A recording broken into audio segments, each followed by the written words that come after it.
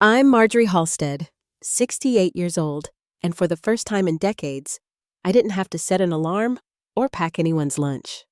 There were no faculty meetings to rush to, no school board updates to review, just sunlight slipping across the bedroom floor, and a silence so full it almost felt like sound. I sat on the edge of the bed, wrapped in the robe my husband gave me for our anniversary.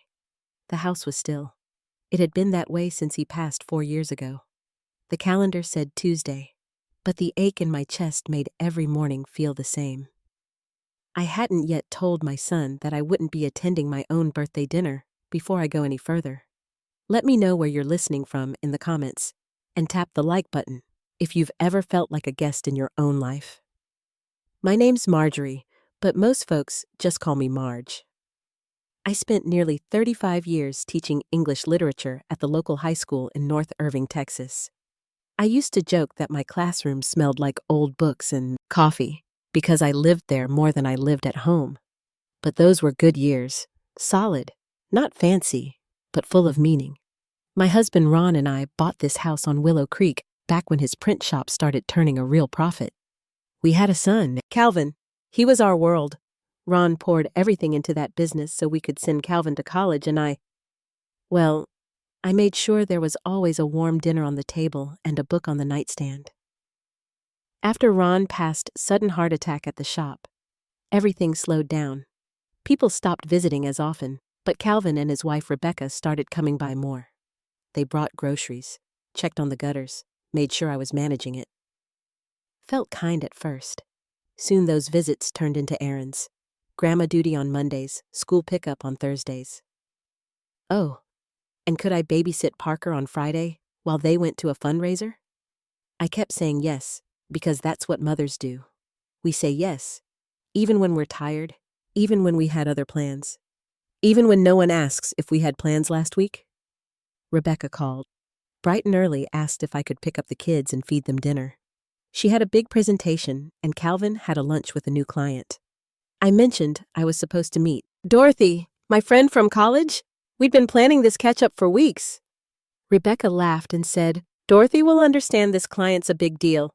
And just like that, my evening was gone again. Later that day, Calvin called. "Hey, Mom, about your birthday dinner?" We made reservations at Lavender Terrace, 7 o'clock. "Very trendy place. You'll love it," he said. It like he was offering me a prize. Then added, "Mind if I invite Griffin Welch? He's a potential investor, an investor at my birthday dinner." I stood there holding the phone, and it hit me. This wasn't a celebration. It was a pitch. He wanted to impress a man with my presence. My birthday used as backdrop after the call. I opened the closet and pulled out my old photo album, Ron and me at the Grand Canyon, Calvin's first bike family picnics in the yard, before Rebecca filled it with inflatable slides and catering tents. All those memories stacked neatly in a book, as if they belonged to someone else the next morning. I sat in my kitchen, tea in hand, and thought about everything I hadn't done. The novel, I wanted to write the trip to New Mexico. I never took the book club. I never joined. All the maybe someday things I'd shelved. I reached into the drawer and pulled out the pearl necklace Ron gave me for our 20th anniversary. Rebecca once said, pearls were out of style, too, old-fashioned. I held them up to the light. They still shone. I decided right then I was wearing them to dinner, and I was going to sit at that table with my back straight and my eyes open because something was shifting in me, not loudly, not yet, but it was there, and I had a feeling this birthday would not end the way my son thought it would. At 6:30 that evening, I was already standing outside Lavender Terrace, smoothing the front of my navy blue dress.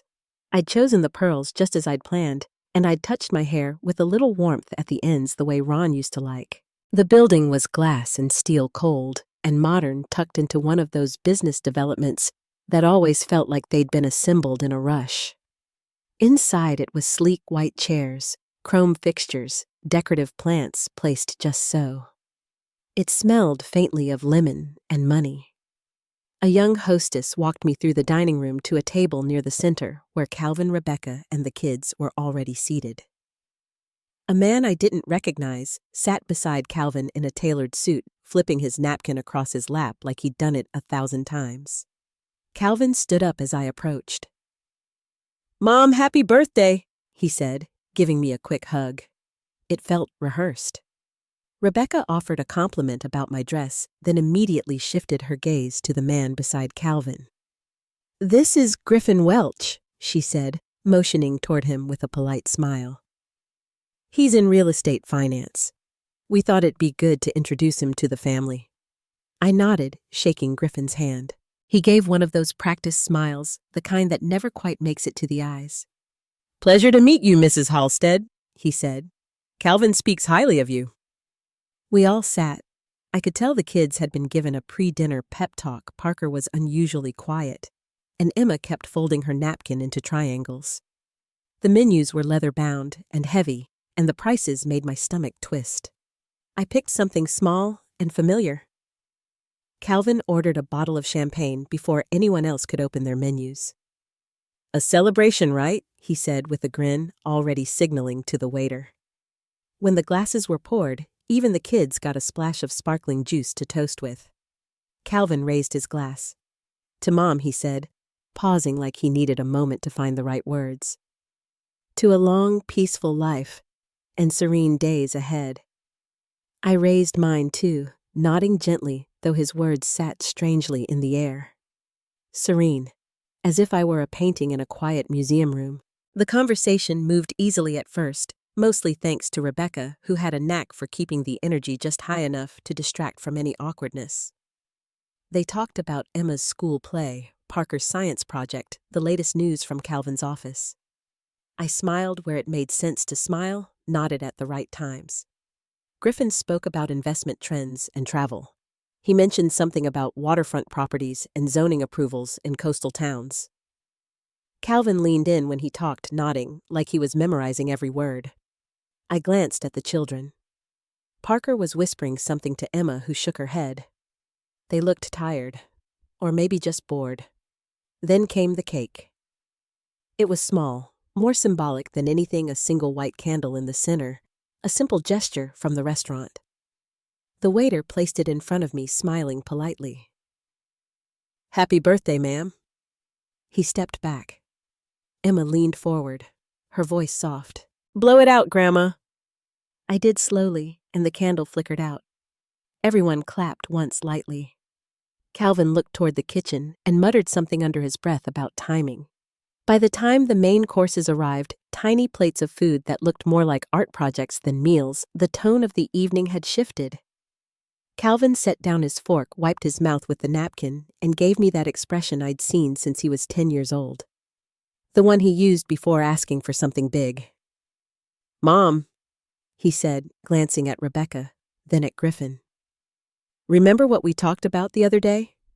I nodded once. "I remember." "Well," he went on, "we thought maybe this would be a good time to discuss it as a family. Griffin's got experience with this kind of thing, estate planning, property transitions. He's been advising us." I set my fork down and folded my hands in my lap. Griffin jumped in.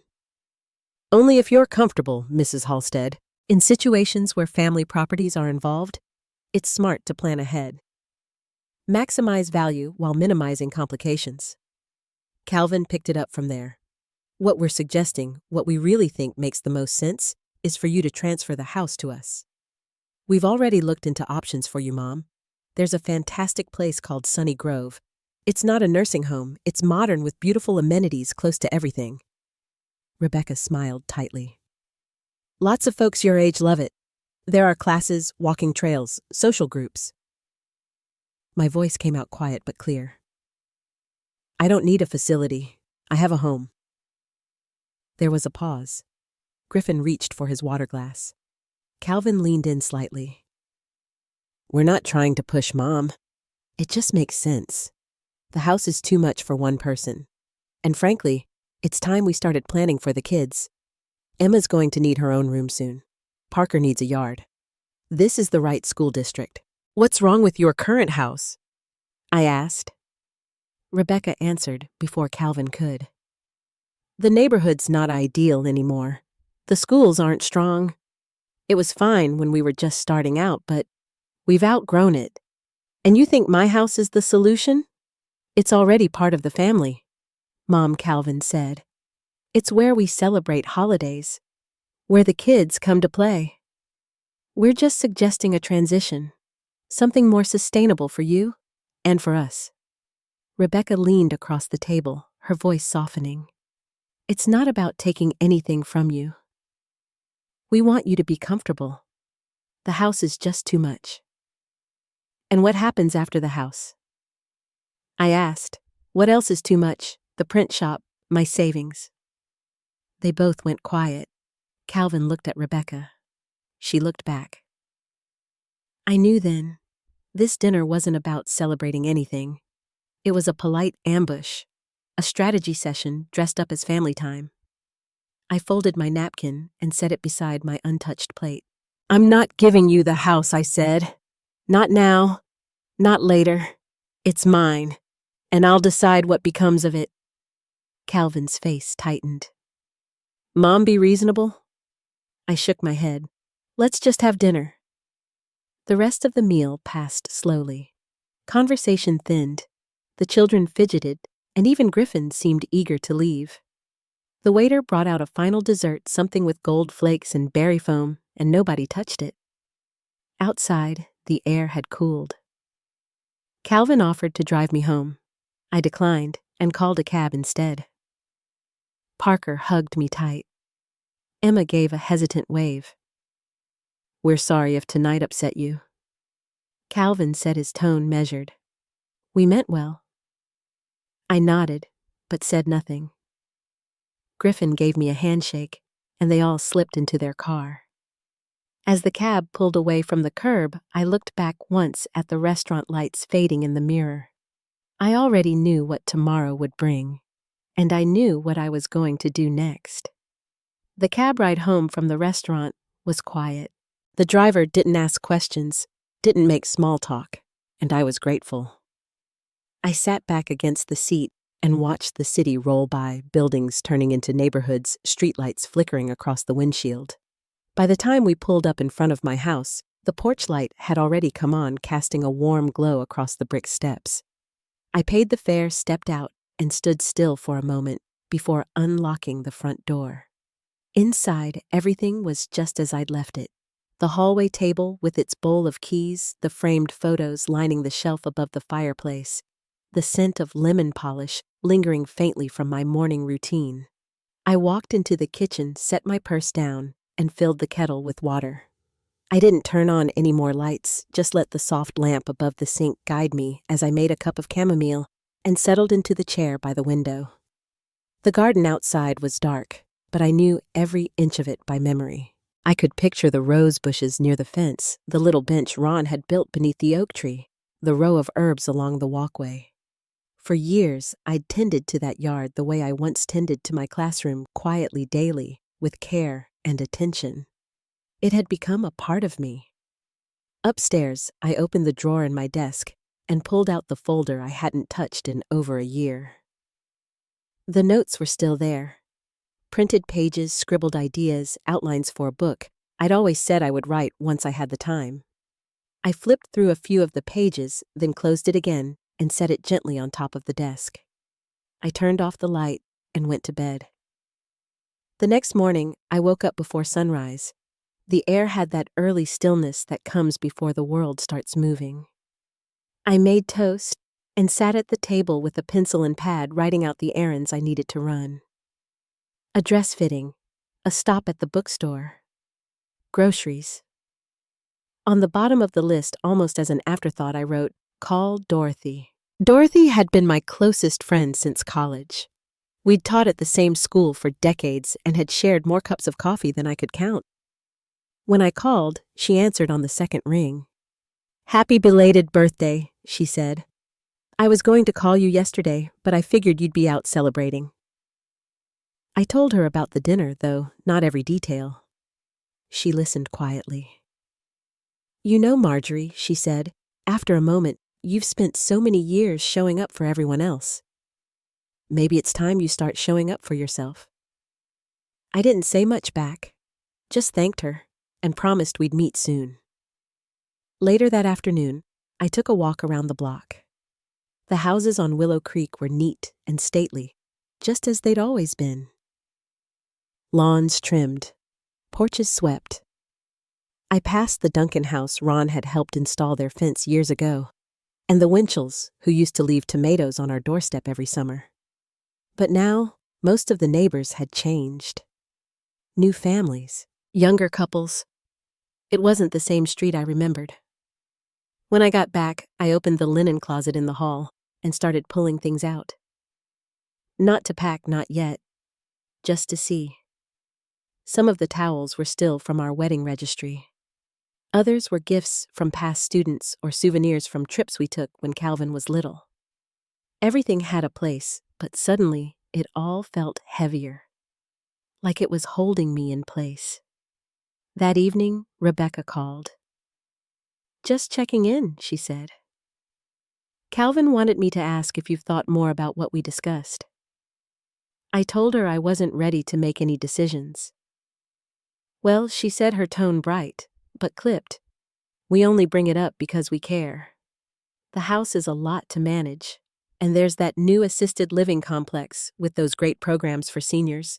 You'd be around people your age with staff to help. It's something to consider." I didn't argue. I just thanked her for calling and said I'd think about it. After I hung up, I sat on the couch and stared at the television without turning it on. The silence in the room was different than it had been the night before, less peaceful, more hollow. The next day, I went to the mall to return a pair of shoes I'd never worn. On the way out, I passed a small boutique with dresses displayed in the window. One of them, a soft, sand-colored pantsuit, caught my eye. It reminded me of something I might have worn to a department meeting or a college reception. I stepped inside, tried it on, and when I looked in the mirror, I barely recognized myself. "You look like a woman who knows what she wants," the saleswoman said as she pinned the hem. I bought it. I stopped at the bookstore on the way home. I hadn't been inside in months. The shelves were full, the lighting soft, and the quiet hum of pages turning made the whole place feel like a sanctuary. I picked up a new novel I'd read about in the paper and a poetry collection by an author I used to teach. When I got home, I made tea and sat by the window opening the book at random. The poem on the page ended with a line I'd read before, but never really heard until now.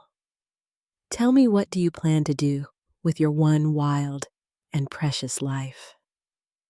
I closed the book and sat there for a long time. The house was quiet again. Not empty, just still. Outside, the garden waited for its evening watering. Upstairs, the folder on my desk sat where I'd left it. I knew I wasn't ready to make a move. Not yet. But something inside me had shifted. The next morning, I woke with a question in my chest, not an answer.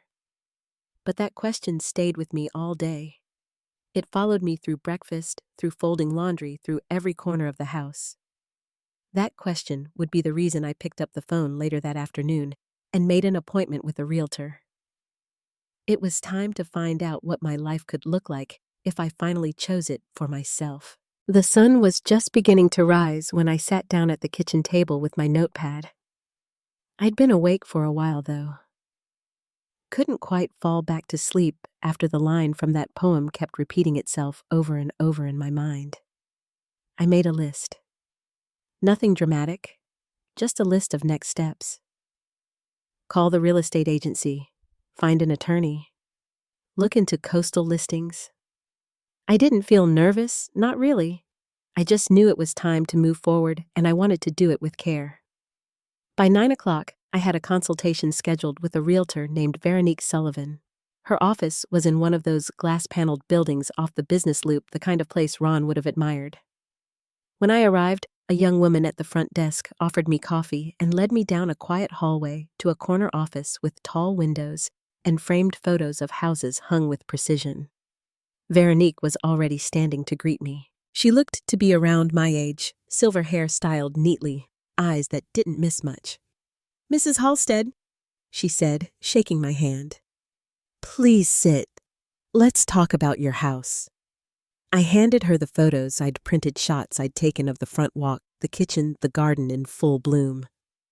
She studied them closely, asking about the condition of the roof, when the appliances had been updated, if the plumbing had ever given me trouble.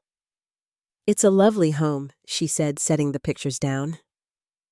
"And the location, Willow Creek Drive, North Irving, there's always interest in that area, especially from families." I nodded.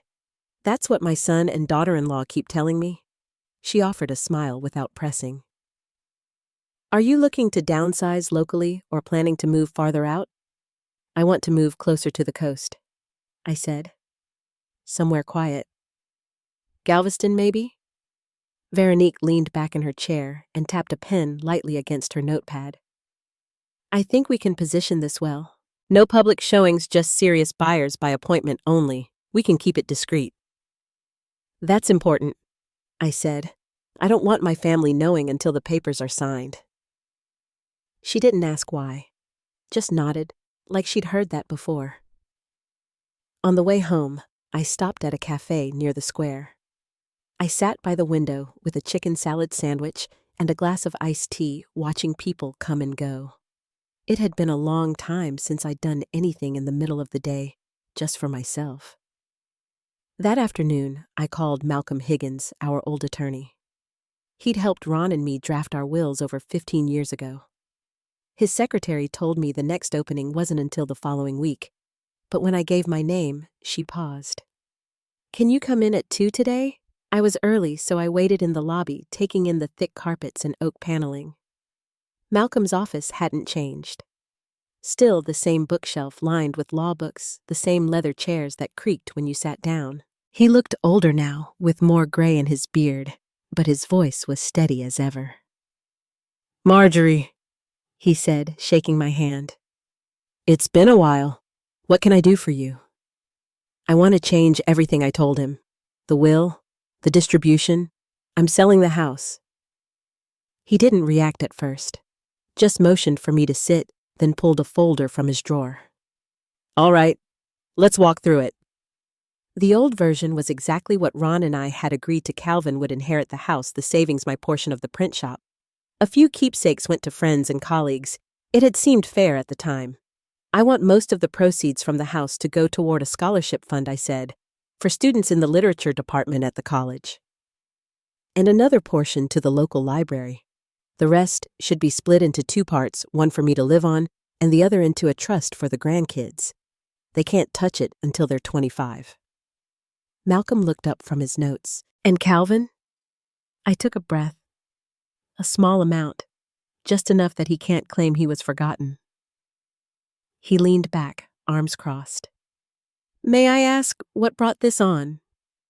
I told him about the birthday dinner. Not every detail, just enough. How Calvin had invited a stranger to discuss my home. How Rebecca spoke about assisted living like I was already packed and waiting by the door. Malcolm nodded slowly. Understood. Ron would have had words for that.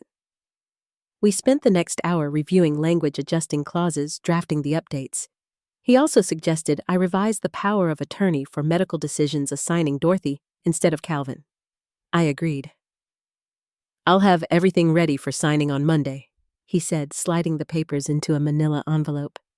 "You're doing this carefully. It's the right way." As I walked back to the car, the sun had dipped just behind the courthouse, casting long shadows on the sidewalk. I didn't feel triumphant. I felt steady. That evening, I sat at the kitchen table with my tablet and opened a map of Texas. I zoomed in on Galveston and started looking at listings. One house in particular caught my eye, a 2-story Victorian with a wide front porch and blue shutters just a few blocks from the bay. It wasn't large, but it looked well cared for. There was a photo of the back garden and one of the upstairs balcony. The listing mentioned original wood floors and built-in shelves. I clicked Inquire, and within the hour, a woman named Bethany Rodriguez called to offer a virtual tour. I scheduled it for 7 o'clock that evening. When she called, Bethany walked me through the house room by room. The kitchen had a window that faced the yard, the living room had a fireplace, and the master bedroom upstairs opened onto the balcony. She turned her camera to show the sun setting just beyond the rooftops. The neighborhood's mostly older folks and couples, she said. Book clubs, art walks, quiet nights. By the end of the call, I knew. I'd like to see it in person, I said. This week. We scheduled the visit for Wednesday. I booked a small hotel near the beach and started making a checklist mail forwarding movers what to keep and what to leave behind. At 9:30, Veronique sent a message 2 serious buyers wanted to view the house. Could she schedule them for Sunday? I checked the calendar. Calvin and Rebecca were out of town that weekend. I wrote back Sunday, anytime after 10 is fine. The plan was beginning to take shape. I didn't feel rushed. I didn't feel guilty. I just felt clear. The rain started early Sunday morning. A soft tapping on the roof as before daylight. I stood at the kitchen sink, hands wrapped around a mug of coffee, watching droplets roll down the window pane. The garden looked soaked, but peaceful. I had an hour before the first showing, just enough time to wipe down the counters, straighten the pillows on the sofa, and light the lemon verbena candle that always made the house smell warm and clean. By 10, Veronique was at the door, umbrella in hand, clipboard tucked beneath her coat. "We'll keep it brief," she said. "Both buyers are serious. Cash offers likely." I nodded and grabbed my purse. I had a book in there and a plan to wait at the cafe near the square. But before I left, I glanced back through the hallway. The mirror, the coat hooks, the faint outline on the wall where Ron's photograph had once hung. It all looked a little less like mine. By 4 o'clock, Veronique called. "Both parties are interested. One of them left a preliminary offer. It's strong. I'll email you the details." I didn't open the email right away. I walked the garden, first checked the basil and rosemary brushed leaves off the patio chairs. It helped me think. That evening, I pulled out the boxes from the garage, the ones we hadn't opened since Ron passed. I carried them to the dining room, cut the tape, and lifted the lids slowly. The first was full of photo albums, vacations, Christmas mornings, school plays. I thumbed through the pages, pausing now and then, when a face or a year caught me off guard. The second box held letters. Old ones. Some were in Ron's handwriting, some were from students over the years, thanking me for pushing them, for seeing something in them. I sorted the photos into 2 piles. One to take with me, one to give to Calvin, though I didn't know if he'd care. I folded the letters into a manila envelope and tucked them into the bottom drawer of my desk. By Monday morning, the rain had cleared. I called Veronique and told her to move forward with the offer. "No counter," I said. "Let's keep this clean." She sounded pleased. "We'll schedule the inspection for Wednesday. You'll have up to 30 days after closing to vacate, though the buyer's flexible." That afternoon, I called Bethany about the blue-shuttered house. She answered on the second ring. "Still available," she said. "The seller is motivated. I'd like to make an offer," I told her. "Contingent on closing here." We spent the next hour filling out paperwork. She guided me through each line. When we were done, I set the pen down and looked out the window. The light was beginning to shift, late afternoon settling in. I stood up, walked to the closet in the hall, and pulled out the 2 largest suitcases, the same ones Ron and I used when we went to Charleston for our 35th anniversary. I opened them on the bed, unzipped the compartments, and let them sit there. The next few days moved quickly. The home inspection passed. The buyers didn't ask for changes. Malcolm called to let me know the updated will was filed and notarized. I began packing in earnest. Not everything, just the things I knew I'd want with me. The kitchen took a full morning. I kept 2 mugs, the cast iron skillet, the wooden spoon with the handle worn smooth. I wrapped the good china in tissue and placed it gently into a box labeled Calvin. if wanted. The rest I sorted into donate or discard. The closet in our bedroom was harder. Ron's suits were still in the back, even after all these years. I took them down one by one, laid them across the bed, and folded them slowly. I packed most for donation. Kept his navy cardigan. It still smelled faintly of cedar. By Friday, I'd made enough progress that the house no longer felt quite so full. In the evenings, I'd sit by the window with a notepad making lists of things to cancel forward or let go. I didn't tell Calvin or Rebecca. Not yet. I needed everything finalized first. The following Monday, I took one last walk down Willow Creek. The air smelled of cut grass and warm concrete. I passed the Winchell's place where a new family now lived, kids' bikes leaning against the porch rail. I nodded to a neighbor who waved from across the street. She didn't know my name, but she smiled anyway. When I returned home, there was a message from Bethany. "Congratulations," she said. "Your offer's been accepted. We'll move to closing once the funds clear from your sale." I sat down on the edge of the bed, the weight of the moment catching up to me. That night, I pulled out the last of the donation boxes. I sealed them, stacked them near the door, and left a note taped on top, pickup scheduled for Thursday. I went room by room, checking drawers, closets, corners. By the time I reached the guest bedroom, there wasn't much left. Just a quilt, a lamp, and a copy of Pride and Prejudice I'd lent to Rebecca years ago and quietly taken back. I turned off the lights one by one and made my way to bed. Outside, the wind picked up. The trees rustled, and somewhere down the street, a chime clinked softly against a porch beam. I lay awake, not with worry, but with something quieter.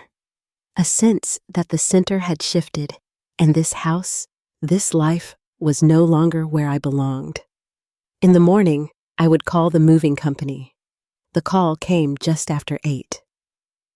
I was in the kitchen, folding a dish towel, when the phone rang. The name on the screen was Calvin. I let it ring once more before answering. "Morning," I said. There was a pause. "Are you free to talk?" he asked. "I am," I replied. "What's on your mind?" He hesitated, then let out a breath.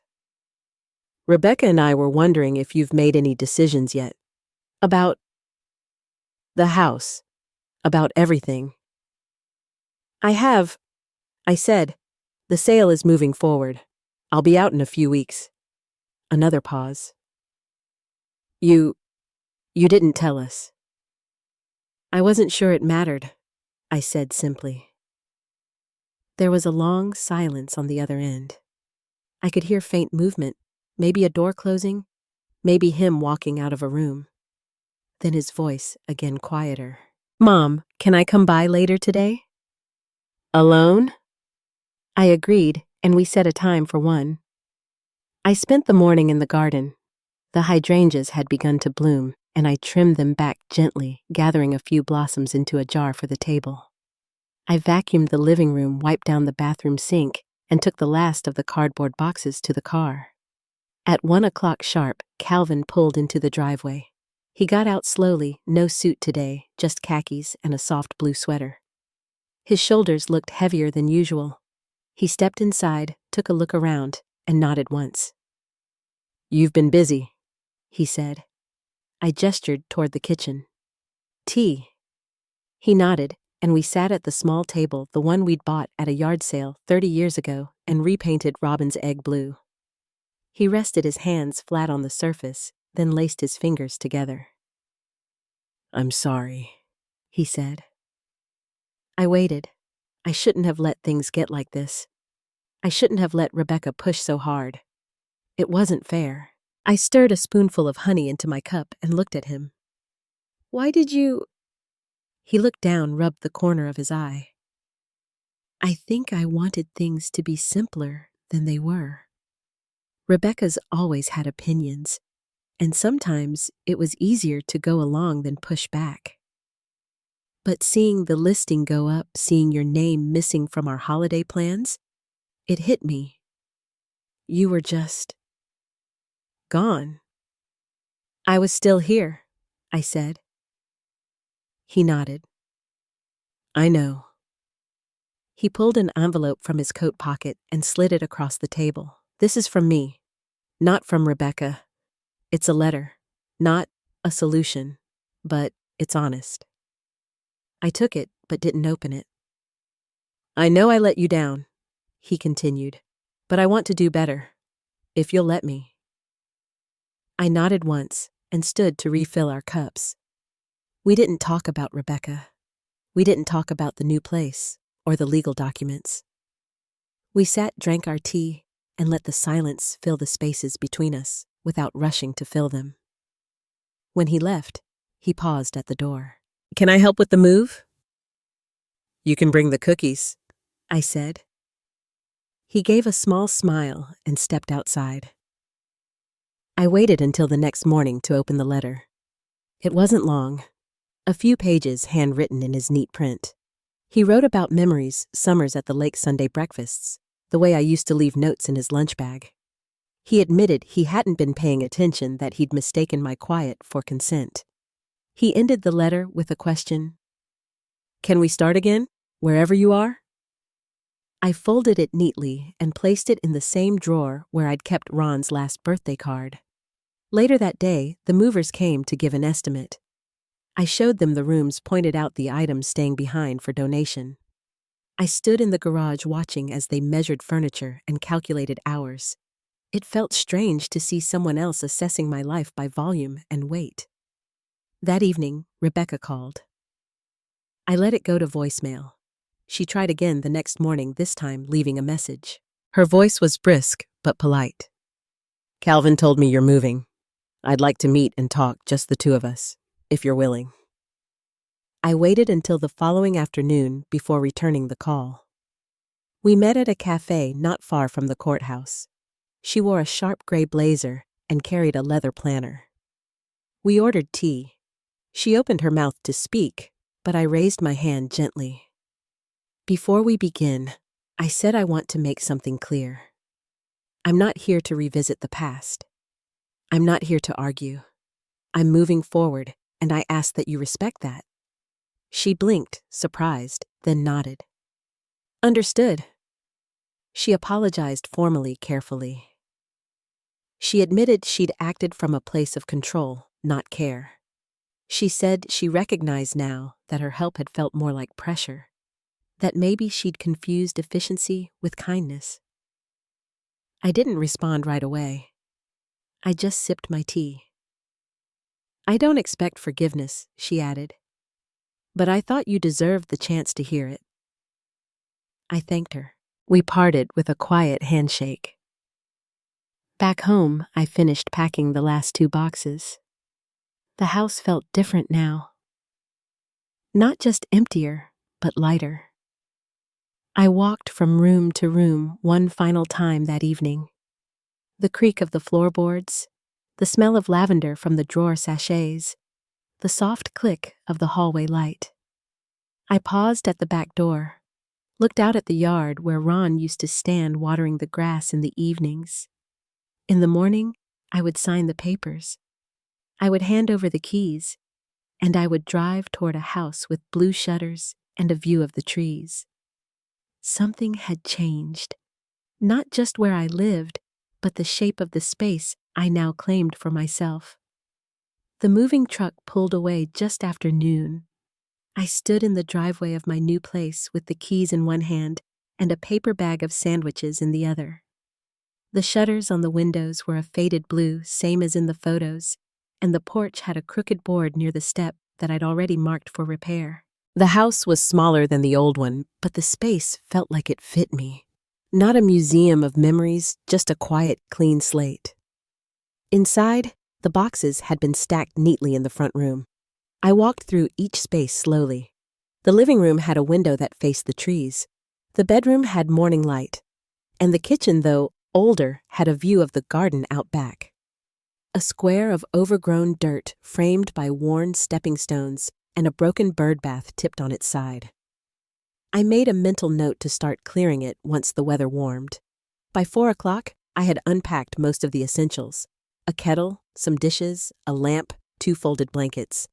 I placed Ron's photo beside the bed, then paused and moved it to the dresser instead. It didn't feel quite right on the nightstand anymore. That evening, Calvin called. "Just checking in," he said. "You settle in?" "Okay, I did," I replied. "It's quiet here. I like it. I thought maybe I'd come by this weekend. I'll bring lunch." I agreed. Then I added, "You can help me fix the porch step. It's loose." He laughed. "Deal." We hung up and I sat on the porch as the sky turned pink behind the trees. A woman passed by walking her dog, gave me a polite wave. I returned it. No introductions, no pressure. Just the kind of small gesture that says, "We're neighbors now." The next morning, I walked into town. It was about half a mile, and the sidewalks curved gently past modest homes with flower beds and faded mailboxes. The grocery store was smaller than the one I'd known for years, but it had the basics. I picked up eggs, bread, and a jar of apple butter. On the way out, the cashier, a young man with sandy hair and a shy smile, asked if I'd just moved in. "I did," I told him. "On Chestnut Lane." "Nice spot," he said. The trees turn real red in October. Back home, I sat at the small kitchen table and made a list. Things to fix, things to plant, a few numbers to change on my accounts. I folded the list and tucked it into a drawer. That weekend, Calvin arrived with a cardboard box and a toolbox. Inside the box were 2 thermoses of chili, a fresh loaf of cornbread, and a small pot of yellow mums. "For the porch," he said. We ate lunch at the table, then worked side by side on the step. He handed me nails while I steadied the board. When we finished, we sat back and looked at it. "Not bad," I said. "Not bad at all," he replied. Before he left, he paused at the car. "I've been thinking," he said. "I'd like to come by every other week, help out, talk, maybe plant something out back." I nodded. "You can bring the mulch next time." He grinned, then drove off. The following week, I joined a small group at the library, just 6 of us sitting in a circle of folding chairs reading essays and short stories. One woman brought oatmeal cookies. Another crocheted between chapters. I didn't say much that first day, but I stayed until the end, and someone offered me a ride home. That night, I rearranged the living room, moved the armchair near the window, and placed a small reading lamp beside it. I framed one of my pressed flower prints and hung it by the door. I started sleeping better. Not every night, but most. Then came the envelope. It was postmarked from Calvin and Rebecca's address. Inside, a folded note and a formal document. The note was from Rebecca, brief-typed, no greeting. "Enclosed is an updated will and property agreement. We've removed your name from any shared accounts. Please contact our attorney if you have questions." The document confirmed what she'd said. I read it twice, then I slid it into the drawer where I now kept old appliance warranties and gardening notes. I didn't feel shaken, just clear.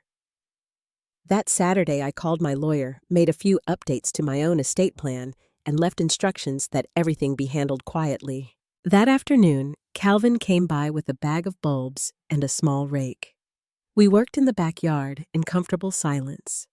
When we paused for lemonade, he asked, "Did you get something in the mail I did?" He nodded. "She didn't tell me." I handed him the rake again. "We'll need to mulch before the frost." He didn't press further. We planted daffodils beneath the oak and turned over the dirt around the fence. Before he left, he said, "I want to do things differently. I want to stay connected." "I know," I said, "and I think you already are." After he left, I lit a candle in the kitchen and wrote a letter to my neighbor, the one with the golden retriever. Just a small note offering some extra basil and a plate of brownies. I slid it into her mailbox the next morning. By evening, a thank you note appeared on my doorstep in return. I hadn't expected everything to change, but it had, and not in ways anyone else controlled. The daffodils bloomed just after Easter. I saw them from the kitchen window while drying a plate, their yellow heads bobbing in the breeze like they were nodding hello. Calvin had planted them near the base of the oak, right where the sun lingered longest in the morning. I stood there for a moment, tea towel in one hand, and let the light fill the room. It was the first time in a long while that I didn't feel like I was waiting for something to end or begin. That afternoon, I walked the path into town past the mailbox with the painted sunflowers and the wooden bench someone had carved into the hillside. At the library, I returned a novel and picked up another. The woman who ran the desk, Anne, asked if I'd come to the Thursday craft night. I told her I'd think about it. Later that week, I did go. I sat beside a woman named June who crocheted blankets for the shelter. We didn't talk much, but I liked the rhythm of the evening. Quiet hands, soft laughter, the low hum of something steady. Familiar. By summer, the porch had 3 pots of flowers and a wind chime Calvin brought back from a trip with Rebecca. He never explained how that trip went. I never asked. He just placed the chime on the hook by the door and said, "It reminded me of something good." He still came every other Saturday. We built a trellis for tomatoes, fixed the screen on the back door, painted the fence. He brought things, sometimes a pie, a puzzle, an old photo of him and Ron fishing when they were boys. We never once talked about the dinner, or the text, or the paper Rebecca sent. Some things had been said, and some things didn't need to be. One morning in July, I got a card in the mail. No return address. Inside was a single line typed neatly on the center of the page. "I see you've found a place that suits you." No signature, just that. I folded it once, then again, and placed it in the bottom drawer beside the old wills and gardening notes. I never brought it up again. Sometimes when I sit on the porch in the evening, I think about all the ways a life shifts, not with declarations or thunderclaps, but quietly, like roots moving beneath the earth, slow and unseen. I used to think dignity was something others gave you. That if you stayed long enough, stayed good enough, it would be handed back like a reward. Now I know it's something you claim silently when no one else is watching. This house is nothing special. 2 bedrooms, a crooked board we never quite fixed right. A garden that's always a little weedy around the edges, but it's mine. Not just legally, but in the way it breathes with me. It holds my days gently. It doesn't ask for anything I don't choose to give. Sometimes I hear laughter from the neighbor's yard. Sometimes it's Calvin's car in the drive, or a knock on the door from Anne with fresh rhubarb. I make tea. I set 2 cups. I leave the porch light on. Because no matter how far some people drift, there's always someone walking toward you without fanfare. Just steady footsteps, bringing something small and kind. Thank you for listening to my story. If you've ever had to rebuild from the quiet up, if you've ever chosen peace over permission, I hope you'll share this with someone who understands. And maybe leave the porch light on for them too.